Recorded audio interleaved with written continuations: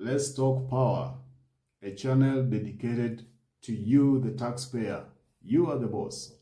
And if you're the boss must always know what really is going on behind the scenes.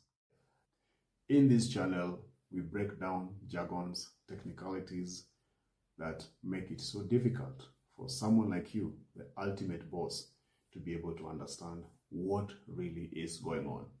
Now, in this series, as I promised, I was going to show you what has been causing your high electricity bills.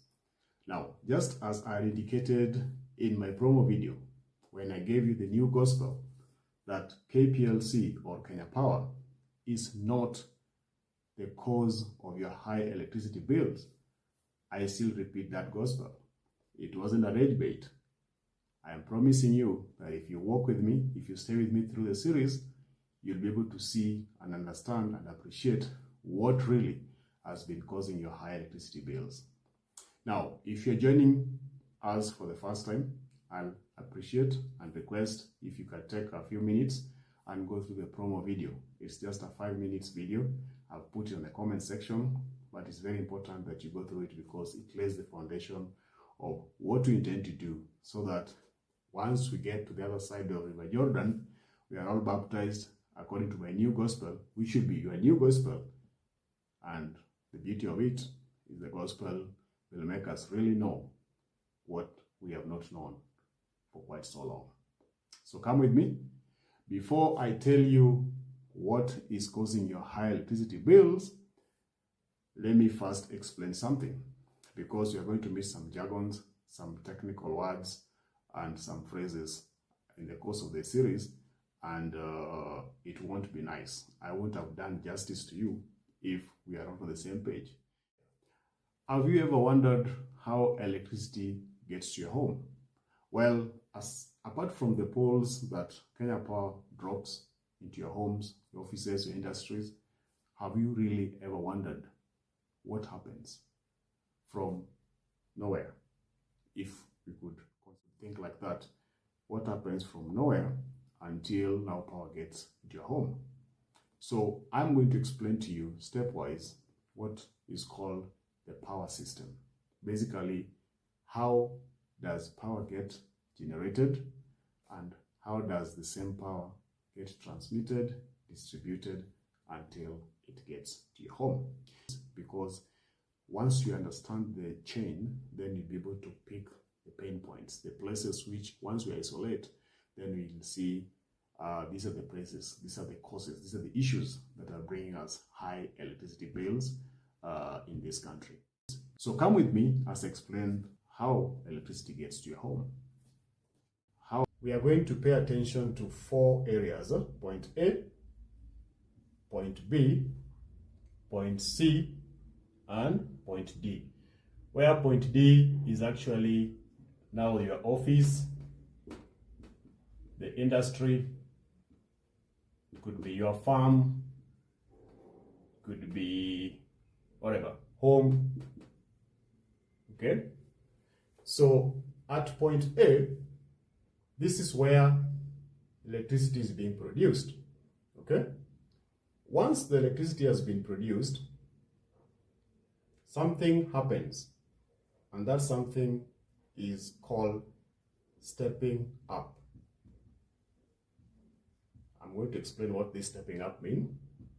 So we do production, or we produce the electricity at point A, and then at point B, we step up. After stepping it up, our intention is to get this power to you at point D. We have to do some transportation of that power through a transmission line. Okay? Once you get to step C, point C, we do the reverse. We do what we call stepping down. I'm going to explain what this means. So we step down, and then from there, Kenya Power now can pick the power and retail to you for your use. Okay? So at point A, where we are producing electricity, this could be, for example, Olkaria in Naivasha. Okay? We are trying to produce power at Olkaria, and our point D, for illustration purpose, let's say Now we are here in Nairobi. So power will be produced at Olkaria, Naivasha, and that power will be transported to Nairobi so that it can be used. At point A, where we're doing the electricity production, usually this electricity is produced at a voltage that is being considered low voltage. So this is a voltage in the region of 33,000 volts. It could be 11,000 volts or lower, okay? Once we have done that electricity production at point A at this low voltage, this low voltage is being stepped up at point B. Now, being stepped up basically means we are increasing the strength or the magnitude of that voltage from the 33,000 volts, which is being considered to be low voltage, to the region of, in Kenya, 132,000 volts, or it could be to 20,000 volts, or it could be 400,000 volts, etc., etc., depending on how the engineer has designed what is suitable to ensure that power is delivered safely to Nairobi. So the stepping up here is just to increase the strength of the voltage. Now, once you have stepped up that voltage, the power now hits the transmission line, okay? Now, transmission line will transport that power again to point C. Once you reach point C, we do the reverse. We now scale back. We reduce the strength, the magnitude, or the intensity of that voltage again to 33,000 volts, sometimes even to 66,000 volts, etc., and much lower. And then from there, Kenya Power picks it up and distributes to your various places, offices, homes, etc. Okay, now at Olkaria, this is where we have the likes of KenGen operating from. This is also where the likes of independent power producers, who are basically private players who are interested in producing electricity. Once they produce electricity, they have to sell that electricity to KPLC, okay, through something called power purchase agreement. We are going to explain this much later in our next episodes. What are the power purchase agreements? So with that agreement, KenGen generates, or the independent power producer generates power and then sells to KPLC. And then KPLC sells to you, and then you get the monthly bill for your consumption. Okay. Now, who operates between point B and C? This is where KETRACO comes in. Okay. KETRACO has transmission lines that picks up power at point B once it has been stepped up. Remember the issue of stepping up? So KETRACO does that and then gets to point C, steps it down, and then this is now from point C to D becomes the domain of KPLC. Okay. So now that you have a rough idea of where the various players are, I'm going to show you the benefit of this stepping up the voltage before we transport that power from point A to point D. So let me explain a few basic things and assumptions before we can understand what I want to illustrate. So we are going to assume that we are producing this power, and this could be wind, it could be solar, it could be hydro, whatever the technology. We are going to assume that we are producing at 33,000 volts. And then the second assumption is we are going to step up that voltage to 220,000 volts so that KETRACO is able to transport it for us from point B to C and eventually to Nairobi. So that is the first assumption. The second assumption is the transmission line has something called resistance. Remember, you are trying to send, let's say, 5 megawatts from this point, and it is your desire that you get 5 megawatts in Nairobi. but it is hardly the case because the transmission line has something called resistance. Okay, so this resistance, it opposes or it reduces the strength of what you have sent here at point A, so that by the time you get to point B, it is not the 5 megawatts. You'll get something that is much less, slightly less than the 5 megawatts. So for illustration purpose, we are going to assume that the resistance of this transmission line will be about 2.5 ohms. Okay. We are also going to assume, for illustration purpose, that power is given by voltage times current. Okay. So it means if we know power, which is, for this example, we can say 5 megawatts, and if you know the voltage you're using to transport that power, then you can easily get the current. Another assumption we are going to assume or to take is that the power that is being lost on the line is given by current times resistance. Okay? So before we do the actual practice and see how this plays out, you already see that if you intend to have a much lower power loss on the line, then it is of great interest that we ensure that there is, as much as possible, very low current. We are also going to assume that we want to transmit 5 megawatts will be transmitted from point A in our carrier to point D in Nairobi. Okay, so our resistance is 2.5 on the transmission line. The power that we need to transport is 5 megawatts, and we are going to do the generation at 33,000 volts. So with that, let's now compare two scenarios. Okay, so scenario number 1, or scenario A, we are not going to do any stepping up. So at generation, we are going to generate at a voltage of 33,000 volts. Okay? We are going to transport that power or transmit that power at the same voltage of 33,000 volts. Okay? So what that means, if you remember our formula, is since power is voltage times current, we have power is 5 megawatts. So 5 megawatts, we can convert it into 5,000 kilowatts and then multiply another 1,000 to convert it to 5 million watts, should be equivalent to 33,000 volts times the current that we don't know. Now, if you punch in the values, just a second, we'll find that this gives us a value of 151.5 amperes. Okay? Up to that point, we already see the current is 151 if we don't step up. Now, if you consider scenario B, in scenario B, we are doing generation voltage at 33,000 volts, okay? But under scenario B, now we are interested to step up this voltage to 20,000 volts, okay?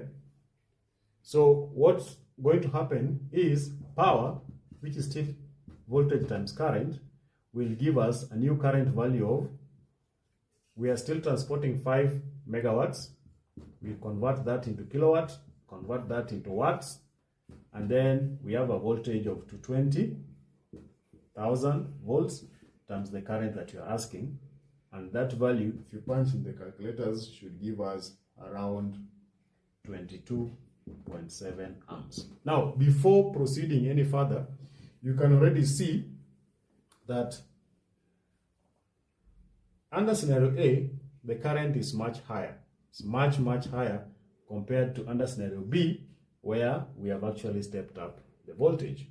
Okay, so now, because we now know the two currents that are going to flow under the two scenarios, just a minute.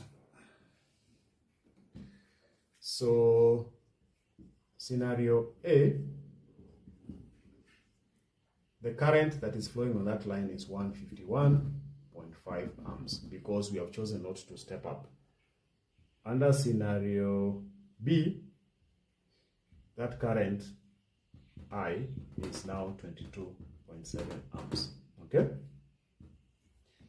Now, there's a formula that I want to briefly introduce you to, and that is the power that is being lost is equivalent to current times resistance. And so you can see under scenario A, that value will be 151.5 times 151.5 times the resistance of 2.5. That will give birth to 57.4 kilowatt. On this other side, our current is 22.7 times 22.7 times 2.5, the resistance, and that will give us 1.28 kilowatt. So now you see the magic that the stepping up has done to us. We have been able to reduce what is being lost on the transmission line by something in the tune of 97%. So when you hear engineers are saying, step up the voltage so that we reduce the losses, this is the concept that if you choose not to do the stepping up, you lose so much on the line. But if you choose to increase the voltage, you get to save so that whatever is being sent at A is as much as possible closer to B to what is being received at point B. All right, so I know by now you are feeling saturated and you're wondering where are we going with all this. I just want to explain the last concept about how power behaves, and then you should be able to wrap it up for today. Remember this seesaw, okay? One child stands here at 5 kg. Now for this seesaw to be balanced, another child has to stand here at least 5 kg. In a scenario where a 10 kg child stands on this seesaw, but on the other end is being balanced by a 3 kg one, the seesaw tips. That's the same concept with electricity, okay? The engineers at the National Control Center are trying at every given time that if you, the user, so the user is here, if you, the user, is consuming power that cumulatively across Kenya, for example, is 50 megawatts, then this engineer at the National Control Center is trying to ensure that the producer on the other end, the people who generate electricity, are able to supply 50 megawatts or slightly more, okay? So that this symmetry is maintained. Because should we find ourselves at some point that you, the user or the consumer of power, needs 75 megawatts and the power producers are only able to bring in, let's say, 60 megawatts, that imbalance will cause the system to collapse. And this is some of the reasons why sometimes you should end up with power blackouts. So now that you're an expert and you appreciate how electricity gets to your home, the next would be to understand how or where the likes of KenGen, KPLC, Getraco, REREC, where all those came from. Now, I'll take us back to again where we started. Way back in 1922, where I'm sure none of us, both watching and here, myself, were alive. But in 1922, East African Power and Lighting Company, then during that time it was called EAP&L, it was created. Basically, it was supposed to handle issues of power generation and distribution and the rest. Now, after about 30 years of operation, Kenya Power Company, KPC, was formed. it was formed, but was still being managed by EAP&L, East Africa Power and Lighting Company. Now, KPC, that was formed in 1954, was to help us basically transport power from Uganda to Kenya through the Tororo-Juja line. In about 1964 there, EAPL, which had its operations both in Kenya and Tanzania, sold its stake in Tanzania. And so basically EAPL was like now focusing its attention on operations to Kenya. And about 1983, EAPL was now renamed to the present Kenya Power and Lighting Company. Okay, now that stayed like that up to around 1997, where now there was reforms, or there was some reasoning that let's separate generation from transmission and distribution. And so in 1997, that separation happened and KenGen was born, so that KenGen can concentrate on power generation, and then Kenya Power can concentrate on transmission and the distribution. Now, from the 2004 energy reform through the sessional paper number 4, a policy direction was needed to basically guide electricity generation, distribution, and access. How do we get electricity connections to reach even the areas outside the Nairobi and urban areas who for a very long time had been neglected with connection? So that move to basically cover as much of the country as possible gave birth to so many corporations whose roles I'm going to explain to you. At the very top, we have the Ministry of Energy and Petroleum, which is like the mother of all the entities within the Ministry of Energy and Petroleum.